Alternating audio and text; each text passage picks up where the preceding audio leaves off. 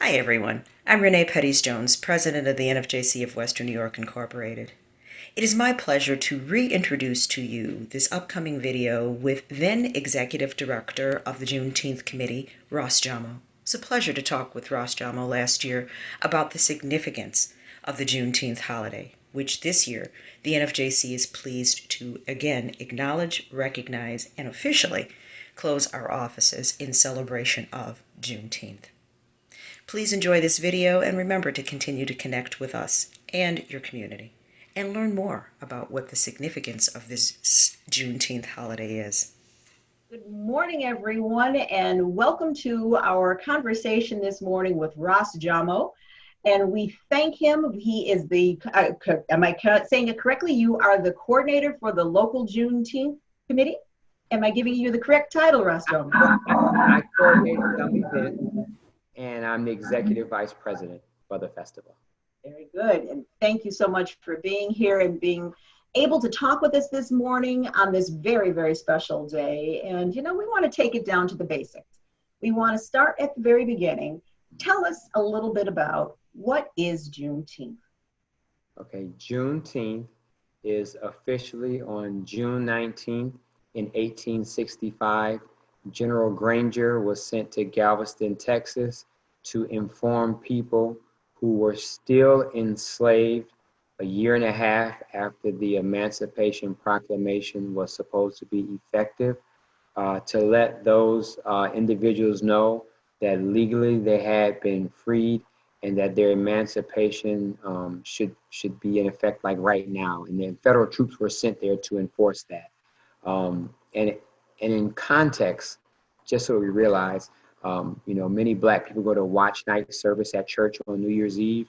That watch night service is for Black people who didn't really believe what was going to happen the next day.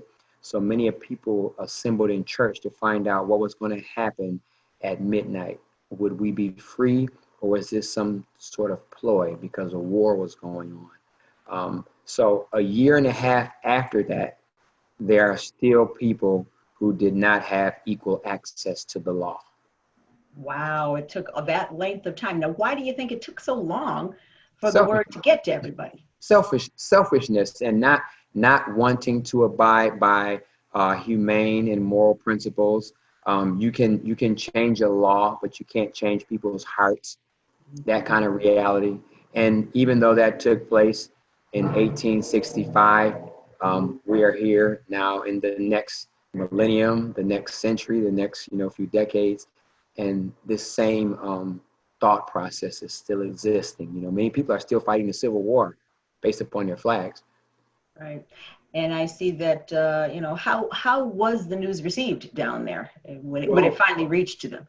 Well, what happened is the general came with the troops. He was actually on plantations. Sometimes you might see images or pictures of what people appear to be, but he actually had to come with a full military unit to enforce that. I'm quite sure that people were still confused and, is this real or is this not real? And what we're going to be doing, even with our Juneteenth festival, is we're going to be spending the next year or so really getting deep into what happened to us, because we need to know what took place between that time and where we are right now. And we're going to get into that later on. But I think that it's important for us to really put history into context and not just hear the stories and they become superstitions or fables. We need to really figure out what real people did under real circumstances. Absolutely. And you're right. History does shape our future, but we have to understand it.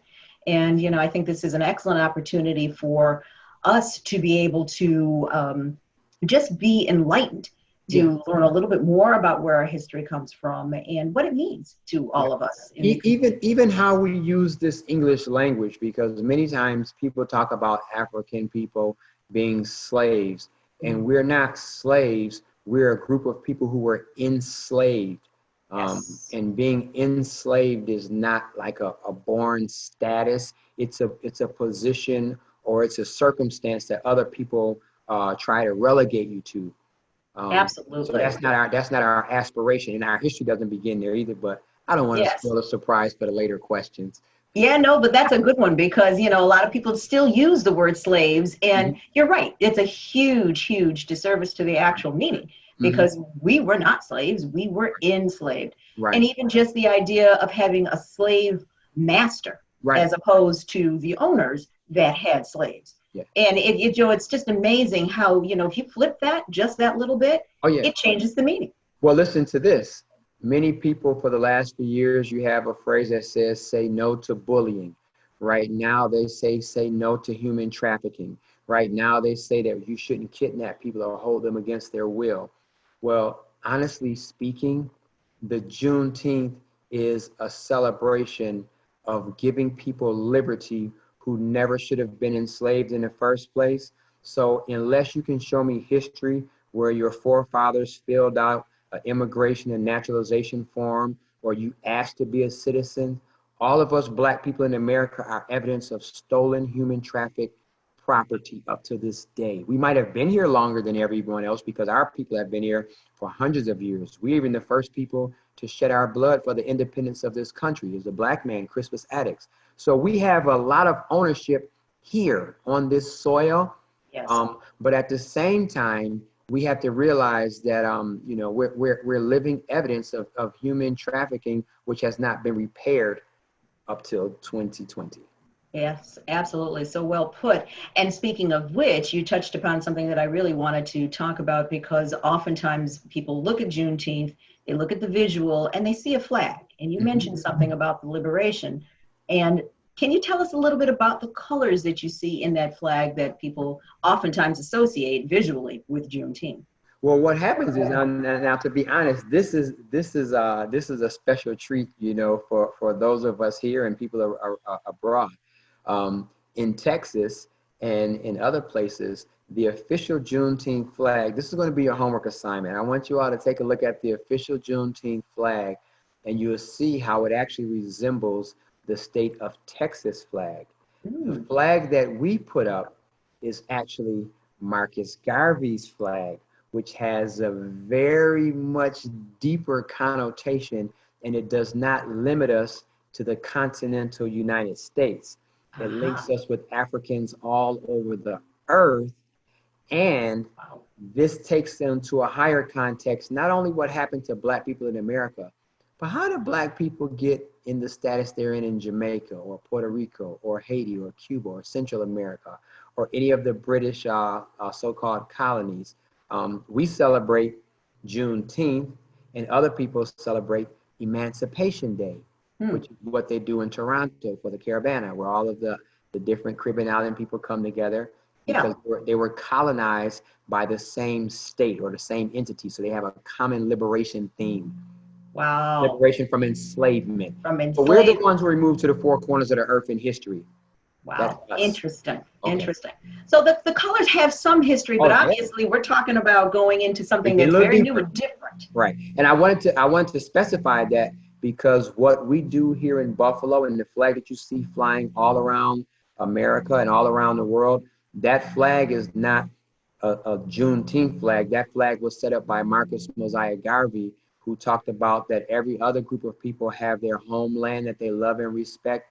And he was saying that Africans all over the world need to have respect for their homeland. The green representing the fertility of the land, the red representing the blood of the people, and the black representing the people, representing us as humans, as first beings on the earth. So those colors, especially in Buffalo, that flag is used for Juneteenth and for Kwanzaa and anything else that make us feel good about ourselves. We just use it with libertine energy. You know what I mean? We're just all about that kind of love. We're about that life.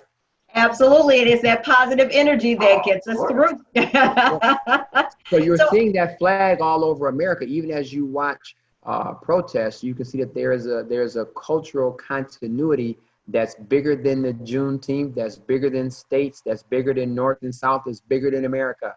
that's There's a right. global vibration taking place on this planet. Absolutely. And we definitely will get into what we're seeing right now as in context, but just want to kind of take it back to talk a little bit about what we're doing here in Buffalo. I obviously we've had to pivot and we've had to do things virtually. And I know you have been very busy getting things up there online for us to enjoy and celebrate. But if I remember correctly, Buffalo was one of the largest celebrations, one of them in the country for Juneteenth celebration. In the country, Buffalo is one of the largest. We definitely, I don't know if anybody have more days in the month of June before this than we have. You know, normally we have the, I think it's like about the first or the second Friday, which is normally the week before the Juneteenth weekend. We normally, for the last 5 years, have been having the red, black, and green liberation flag being raised. This year, because other festivals did not choose to do a festival, Juneteenth decided, well, instead of taking the people to the festival, let us be wise and take the festival to the people. Wow. So because of that, we also asked, would it be possible for us to get the flag raised at the beginning of the month, which is June 1st. And this year, that happens to be the first Monday after this whole re-evolution of human positioning in the world. It happened right after the Sunday of many people taking to the streets and marching all over. Wow. So all of these things have happened. I didn't plan this. All of these I was going to say, boy, they collided. All of these things have had, you know, just some divine timing taking place, even with the planning to go virtual, and even our theme. Our theme this year is free and clear, the evolution of Juneteenth. And that was before COVID, it was before the economic crisis, and it was before the racial tensions have escalated in what we've seen. This was a theme that was made way back in the wintertime. Wow, isn't that amazing? That look at how appropriate that is at this time. Right. And you know, I hear that yesterday that the mayor made a very exciting announcement, and you mind sharing that with us as well? Well, I would like to share it. It's all over his Twitter account, and I don't know if he was able to keep it, you know, fast enough. But he was proud to say that the city of Buffalo, in a line to what is also taking place in the state from Governor Cuomo, the city of Buffalo will recognize June 19th as an official Juneteenth day, and in 2021, it will be, you know, in effect in law that the city of Buffalo and all employees will have this as a public holiday. So the Juneteenth festival is literally growing by the day, by the hour, by the minute. So many things have happened even in between our communications. Updates are happening, you know, like real time. The revolution might not be televised, but it is going to be on social media. Love it. I love it. And you know, right, that's right. I mean, because in this day and age, obviously we can communicate a lot faster Real and time. a lot more efficiently. And Real you know, time. even though it is in real time, and I like that, you know, I think this keeps us all connected. And you know, just kind of shifting gears back to what we were talking about with all of these things colliding. You know, we started off with a pandemic, and then we started off with all of the things that are now coming to the forefront. So you see a lot of people now willing to have the conversations that we should have had a long time ago. They're willing to start to face some of the truths, and I do say that lightly, some of those truths of our past. And what do you see at this time when you talk about Juneteenth? How open and receptive are you finding people to be at this point? Well, as before, we just communicated that you can legislate laws to change, but people's hearts, that's something between them, creation, and the creator. And what we have committed ourselves to do, which is, I think, why people in our city, in our government, around the nation, and around the world are watching what's taking place in Buffalo, is because consistently our story and our goals have remained the same. So whether people accept the truth or not, that doesn't validate the truth. Yes. And that's where we're standing. And I think that the Creator is giving people one more chance to do things the right way. Right. One more chance. And I mean, realistically, it's almost like some biblical proportions. If you even look Yeah. at this whole thing, Yeah. 1619 to 2019 is 400 years. We're in our 401st year. We have a leader of a country that is, similar to like how the, old Pharaoh was described, in the Mhm. Bible.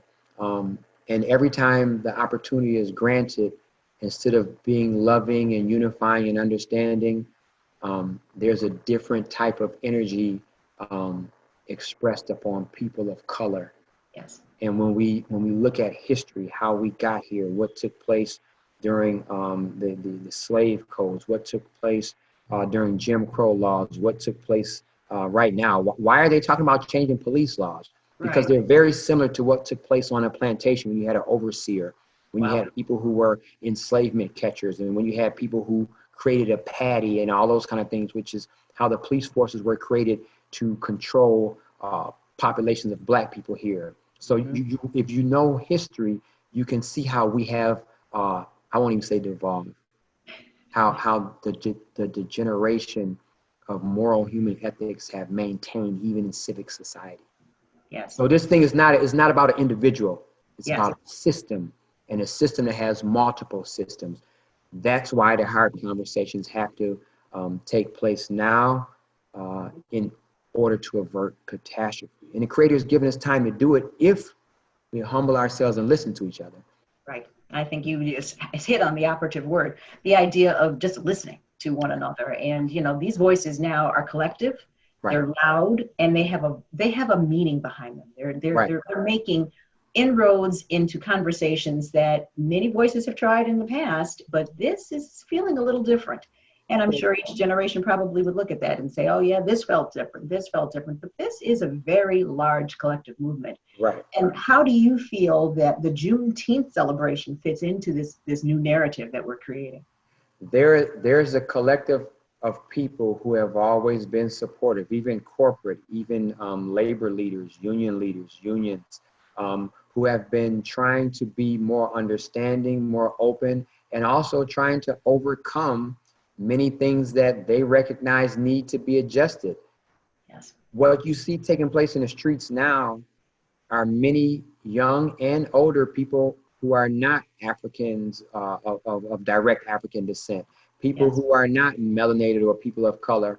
And their voices are now saying, wait a minute, like we might not have heard everything they said, but Mhm. this is enough. Enough is enough. And like the old people say, enough is enough and too much stinks. You know what I mean? My family's from the South, so I accept it all. You know what I mean? Whatever it is, I accept it. And it might just blurt out, you know. But what I'm saying is many of those old sayings are very wise. And I think that even people who were not in the minds of being prejudicial or racist, remember it's a system. And Yes. without knowing how systems work, you can be unbeknownstly become an operative of doing things negative. Like white privilege is not something that most people wake up and think about, or being a prejudice is not what people wake up and think about. But if you're not conscious of it, you Yes. can exert it on people unbeknownst even to yourself. But Absolutely. as black people, whether people know it or not, we feel it. We've Right. been feeling it. All Right. right. When a Right. siren goes off and you're driving your car, all black men will do this. They'll do this, and they'll look in the mirror, and their hearts begin to do this. Mm-hmm. Why? Not just because of what happened last week or what happened yesterday or the day before, because it's going on every day. Yes.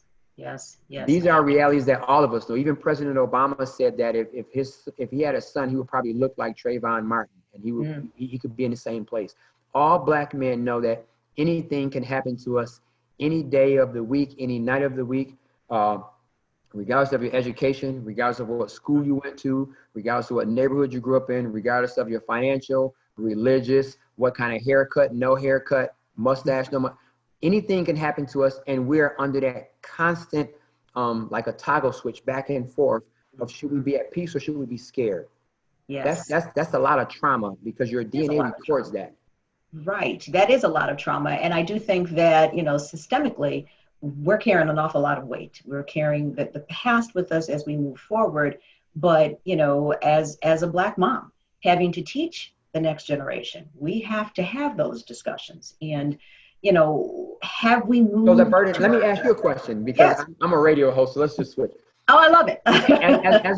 As a Black mother, as a Black daughter, as a person who may have brothers, sisters, cousins, how do you feel when you see the multiple amount of things that are happening to Black males? If you have a son or a nephew or godson, after you smile at them, how do you really feel when they leave the home, when they leave the family environment? What are you thinking? Absolutely. It's fear. There's no doubt in my mind that there is a constant fear in terms of, will they come home safely? Will they be able to navigate wherever they are going to without having worry? Even as a woman myself, I have to worry, will I be accepted? Will I be looked at differently? Just because we're women these days does not mean that we don't personally get attacked in various ways, in multiple ways, as a matter of fact. So I do think that there's a lot of trauma that we're all carrying with us. And having to have a son and having to explain to your son, you have to act differently in certain areas, is difficult, because we're never bringing our true, authentic selves to the table at that point. Right. If we have to constantly switch the way we behave simply because of the surroundings that we're in, who are we at that point? So are we functional schizophrenics? Are we functional schizophrenics based upon the reality that we have to live in?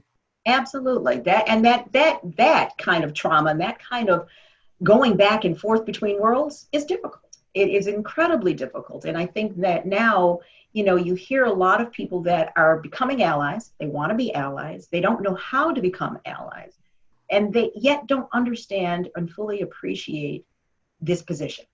And, a lot of people say, oh, I'm so sorry. I feel sorry. And I'm not so sure that's the best way to approach it. I understand their empathy. I understand that they want to place that. But I don't know if that way of saying I'm sorry is the best approach to all of that. I think that having these dialogues and these conversations are going to be more impactful. They're going to make a difference. They're going to involve multiple generations. As you said, the young folks are out there as much as old folks are feeling it too. But here's what I would like to add, and this is what I try to communicate to all of our people who have been elected to be empowered, from the mayor to the police chief to whoever. These young people are not made to accept the same things that adults have been schizophrenically dealing with for the last 401 years. Yes. These young people are not the same beings. Yes. Yes, you are correct. They're not going to tolerate the things that functional Black Americans tolerate and then carry that stress in their system for another few generations. That's right. It ain't happening this time. That's right. Sorry to say. That's very true.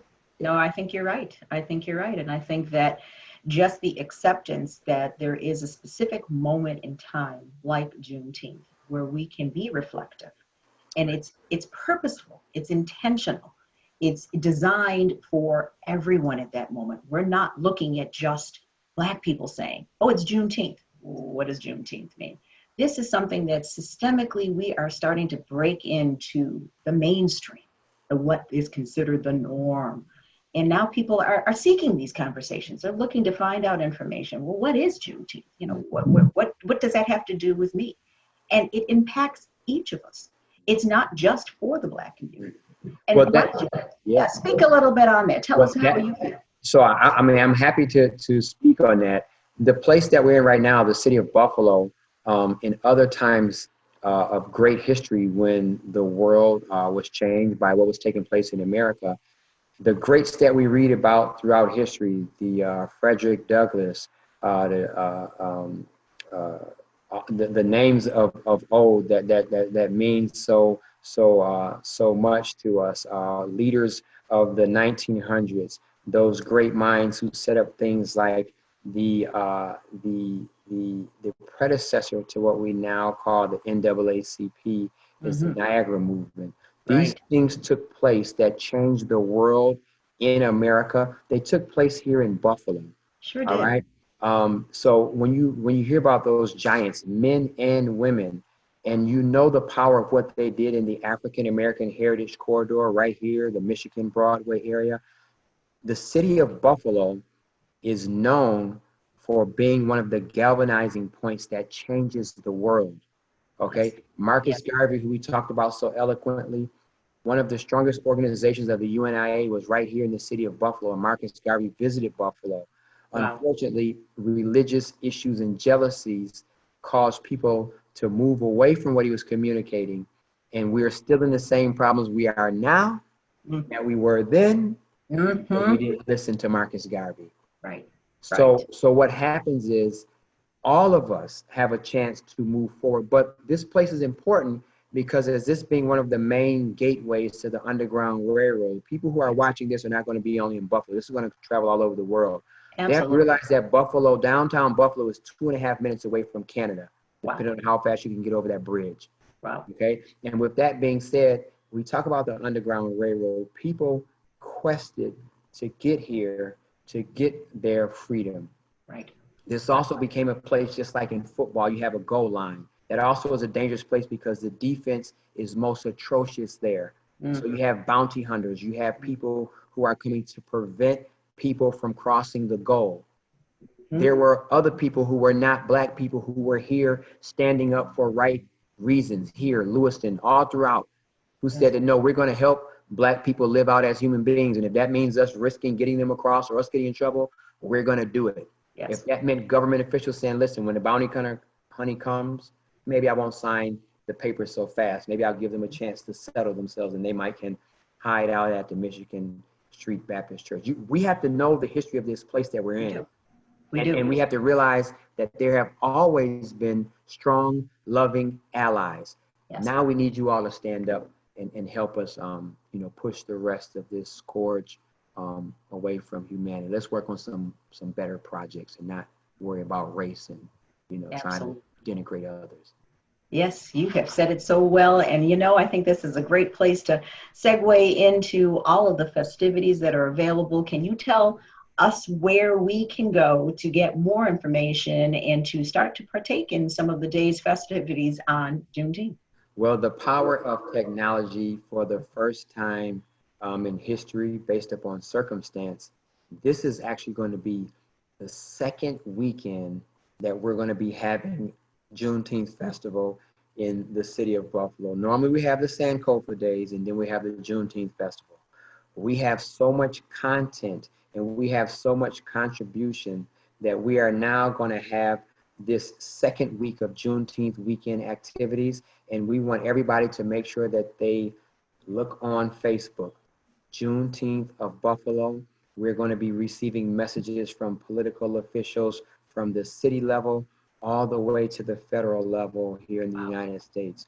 We're going to be having participation from people from Buffalo, the Syracuse area. As a matter of fact, even from Texas, many of their artists are going to be performing on our virtual stages. We're also looking to link up with New York City because there's another Juneteenth, make Juneteenth a state and national holiday.